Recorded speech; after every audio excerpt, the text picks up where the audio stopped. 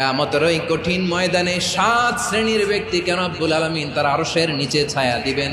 তার মধ্যে প্রথম শ্রেণীর ব্যক্তি হলো ইমামুন আদিল, যে ইনসাফের সাথে বিচার করে, যে জাস্টিস সমাজে সার্ভ করে, যে সুশাসন নিশ্চিত করে, ওই ইমামুন আদিল। আদিল শব্দটা বুঝছেন না? ইন্নাল্লাহা ইয়া'মুরু বিল আদল, পাইছেন? আদিল।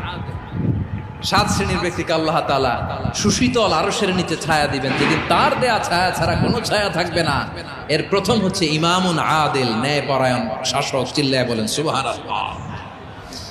আবার বিশ্বনবী বললেন, ইন্নাল মুকসিতিনা ইনদাল্লাহি আলা মানাবিরা মিন নূর আন ইয়ামিনির রহমান। কিয়ামতের দিন যারা ন্যায় পরায়ণ হিসেবে আল্লাহর সামনে দাঁড়াবে, কিয়ামতের দিন রব্বুল আলামিন তার আরশের ডান দিকে ওই ন্যায় পরায়ণ লোকদের জন্য আরশের ডান দিকে একটা নূরের